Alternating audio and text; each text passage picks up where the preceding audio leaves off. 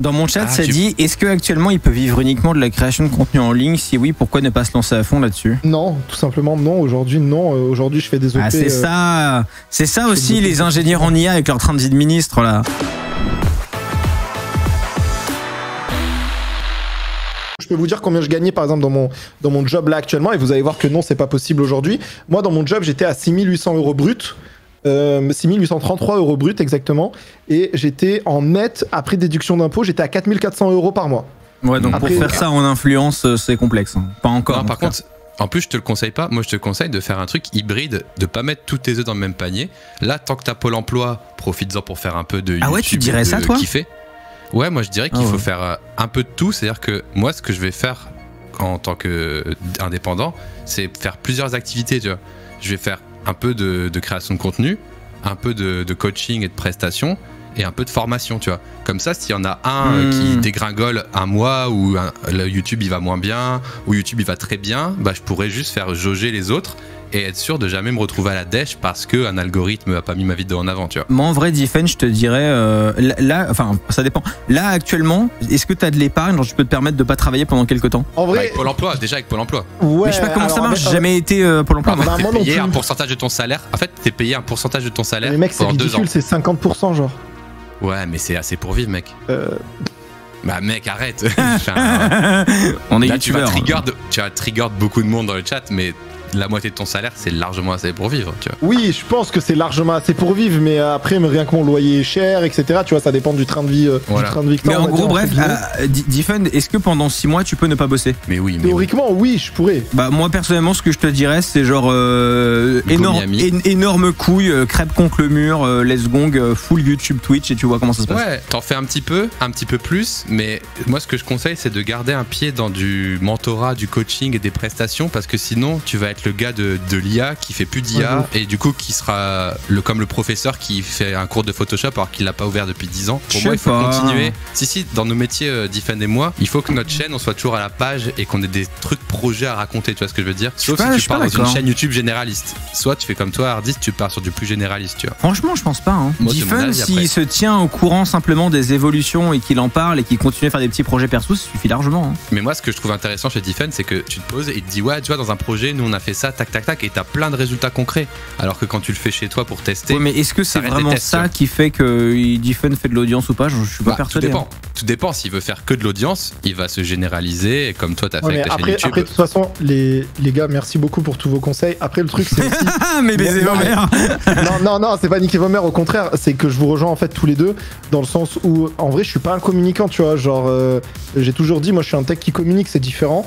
Et en fait, si j'arrête de faire mon métier, en fait, de data scientist, bah en fait, même moi je me sentirais mal, tu vois, et plus légitime en vérité de donner des conseils sur YouTube aux gens pour faire de la data science, alors que je fais plus de data science, tu vois. C'est là où je partage le truc, moi aussi, j'ai envie de continuer à faire des projets design pour pouvoir raconter des anecdotes de fou dans des projets, tu vois, et avoir des vrais cas concrets pour donner des cours, raconter des feedbacks, avoir des vraies expériences, tu vois. Moi, je pense dans le chat, est-ce que c'est ta première déception au niveau du taf? Oui, ça fait partie. Moi, je pense qu'à l'inverse, c'est un truc qui va te prendre du temps et t'empêcher de scale, en fait. Et que c'est... Ça dépend ce qu'il veut, Est-ce que dans 10 ans, il veut avoir une grosse chaîne YouTube, ou est-ce que dans 10 ans, il veut être un expert qui gagne bien sa vie? Oui, alors oui, moi je parle vraiment du cas de figure où il veut full réseaux sociaux, tu vois. Ouais, mais il a l'air de dire pas sûr. En plus, full réseaux sociaux, c'est quand même, tu paries sur un peu d'aléatoire, côté algorithme, côté aussi burn-out, machin, truc, c'est quand même une aventure différente. Oui et non, il part pas de rien, le bonhomme, et je pense qu'en vrai que c'est pas irréaliste, hein. On en parlera dans un bon resto à Amsterdam, j'ai l'impression. Ah, de ouf, les gars, putain, merci beaucoup, ça me fait trop plaisir de pouvoir compter sur vos conseils, en tout cas, vous êtes des vrais potes.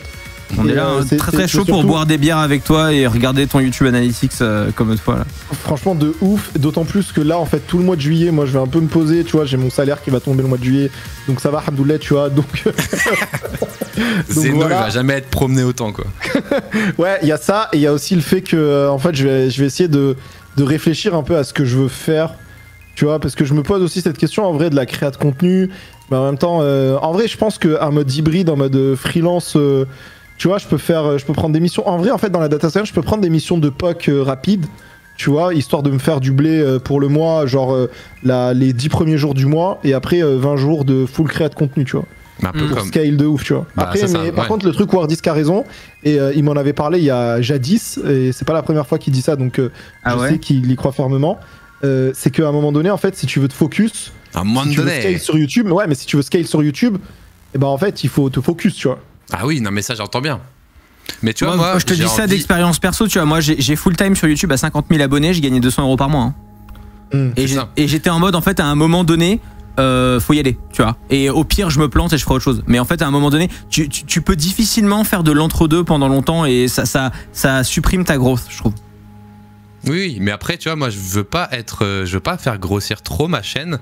Je préfère qu'elle reste à 50, 100 000 abonnés et avec une niche très précise qui me ramène des gros clients qui me font beaucoup de sous et une communauté très niche qui me fait faire des placements de produits très niche, plutôt que de faire trop de YouTube et de m'en dégoûter, tu vois. Tu vois ce que je veux dire aussi? Mais les gars, je vous ai pas parlé d'un truc aussi, c'est que aujourd'hui j'ai des boîtes qui veulent me recruter pour avoir un badge Pokémon, genre pour dire ouais, on a Anis dans nos équipes grosso modo pour que je leur fasse de la pub gratuite sur YouTube ou LinkedIn, mais je le sens, tu vois, quand ils viennent me parler et c'est pas trop agréable en fait. Je sais pas si t'as ça, Basti, toi, mais pas trop, parce que moi je réponds même pas aux offres d'emploi. Je réponds surtout aux offres en ce moment, plus de formation et tout. Je me suis reconcentré. Comme j'ai focus dans ma tête que je voulais plus de CDI, je dis non merci, tu vois. Donc non, j'ai pas trop ça, moi. Moi, ils veulent plus que je vienne voir leur équipe pendant une semaine, que je leur apprenne tout et que je m'en aille, tu vois. Et du coup, ça c'est trop bien pour moi parce que du coup, j'ai ma valeur ajoutée de senior dans un temps limité avec un bon salaire. Et c'est tout ce que je veux. Comme ça, après, je peux m'éclater sur YouTube ou Twitch et tout à côté. Et c'est ça que j'aimerais garder comme rythme, moi, qui me mettrait heureux au quotidien. Tu vois. Après, moi, je dis ça, mais j'ai des trucs à côté de YouTube, mais j'ai pas fait exprès, en fait. Oui, voilà, mais... C'est-à-dire que vraiment... mais en fait, j'y ai pensé parce que vous parliez de vous faire recruter, machin. Moi, j'ai eu un chasseur de tête sur LinkedIn et c'est comme ça que j'ai commencé à faire du conseil. Mais c'est des trucs qui sont vraiment... Enfin, ça me prend pas non plus le principal de mon temps. C'est agréable. T'as une équipe aussi, toi, aujourd'hui. Et moi, j'ai 7 personnes, ouais. Donc, le fait d'avoir des petites missions consulting à forte valeur ajoutée, t'as beau dire que c'est pas ce qui t'intéresse, mais ça t'équilibre en tant qu'humain, ça te fait plein de trucs à raconter dans ta vie qui te rend plus intéressant que si tu faisais que surtout des vidéos. En vrai, j'ai accepté parce que c'est j'ai accepté parce que c'est marrant, surtout. Oui, genre vraiment, on fait des trucs marrants, tu vois. C'est ça, une expérience de vie. Et ça t'enrichit, toi. Et si t'avais fait pendant 10 ans que des story time sur des facts sur les vidéos et sur la cinéma, ça t'aurait forcément lassé. Alors que là, t'as plein de trucs, t'entreprends des choses, tu recrutes des gens, tu vas voir une boîte, tu les conseilles. C'est enrichissant et c'est aussi bon pour ton équilibre et ton ego et ton truc. Ouais, peut-être. Et puis même, c'est bien d'avoir pas tous ses œufs dans le même panier, je trouve, moi. C'est ça que je te donnerais comme conseil. Bah ouais, parce que si à un moment YouTube ça marche moins. En fait, le truc, c'est que en fait, ces métiers-là, si tu veux, encore une fois, on part du principe que tu veux vivre de YouTube, imaginons, tu vois. Ouais, en fait, le problème, c'est que c'est comme si tu, je sais pas, comme les gens que je connais qui montent, tu vois, à Los Angeles pour devenir humoriste ou acteur, tu vois. Tu peux pas faire ça à moitié, en fait, tu vois. C'est impossible. Il faut qu'il y ait un moment donné, tu tentes de full, de full comme un débile, tu vois, quitte à ce que ça marche pas. Mais en fait, en faisant le truc à moitié, c'est jamais assez, en fait. Tu vois, ça prend tout ton temps. Je suis d'accord. Mais tout dépend de ton objectif final. Voilà, c'est ça, ouais, c'est clair, c'est clair. Moi, je veux pas être un full youtubeur, par exemple, tu vois. Par contre, je veux continuer à être présent sur YouTube, faire un cercle vertueux entre mes formations, mon contenu, mes live Twitch, trouver des clients de plus en plus cool et de mieux en mieux payés, etc., etc., tu vois. Ouais. Non mais puis même je me sentirais même plus légitime de donner des conseils pro. C'est ça, c'est exactement ça, moi. Mais je suis pas d'accord avec ça. Ah, c'est... Tu sais que pendant très longtemps je parlais de prod vidéo sur YouTube alors que j'avais quitté le monde de la prod depuis des années, tu vois. Mais ça veut pas dire que tu oublies instantanément tout ce que tu as appris et ça veut pas dire que tu continues pas à faire de la veille technique et à essayer les nouveaux outils, tu vois. Et du coup, question, ça te manque un peu la prod ou pas, toi? Pas une seconde. Eh ben, peut-être que c'est parce que t'étais pas vraiment à fond dedans, alors que Diffen, lui, l'IA, il se voit pas en vrai, faire, tu vois. En vrai, quand j'étais dedans, j'étais à fond dedans. Maintenant, pour être incroyablement objectif, aujourd'hui, je gagne 8 fois mieux ma vie en ayant un mode de vie avec un boulot qui est 4 fois moins galère, physique et tout ce que tu veux, tu vois.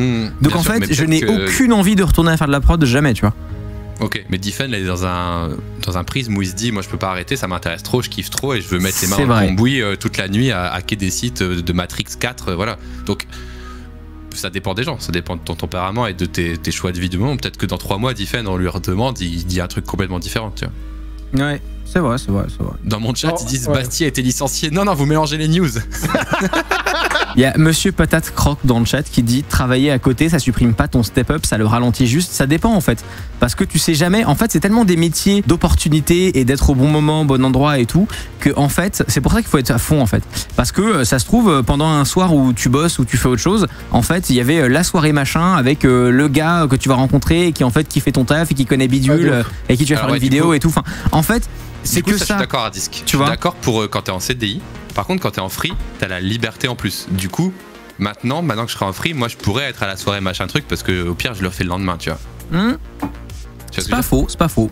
Et c'est pour ça que je suis heureux aussi parce que moi je loupais un peu des opportunités et je sais que rien que là, être en freelance, ça va changer beaucoup de choses. Et si par exemple, avant en CDI, pour gagner 10 000, je devais bosser, je sais pas, je dis n'importe quoi, enfin pour gagner 1000, je devais bosser 5 jours. Si j'arrive à facturer une formation 1000, et ben je suis libre 4 jours, tu vois, donc c'est quand même cool. D'ailleurs, c'est aussi pour ça qu'être à Paris est obligatoire. Ouais, alors ça, moi je fais les allers-retours aujourd'hui, j'aime bien. Ouais, mais t'es à Lille, frérot, t'es à côté. Ouais, c'est 1 heure. Donc, et vrai, même en étant à Lille, tu rates des trucs, c'est obligatoire. T'inquiète, paupiette. Ouais, non, mais ça, pour le coup, Ardis, il a raison, parce que rien que moi, je le sens, genre dans les messages que j'ai eu, il y a des gens qui m'ont dit on cherche des freelances et tout, mais il faut être sur site à Paris, tu vois. Ah oui. Et tu leur dis ouais, mais remote. Non, en vrai, remote pour ça, mais après, quand il y a des events et des formations, moi je vais à Paris, ça me prend 2 secondes, tu vois. Ouais, mais ça me prend 3h30. Ouais, toi, c'est plus chiant. Tu y vas, ça va bien, et puis en fait, tu peux pas rester longtemps parce que machin truc, et puis en fait, c'est vraiment la merde de pas être à Paris quand on fait des métiers comme ça. Marseille.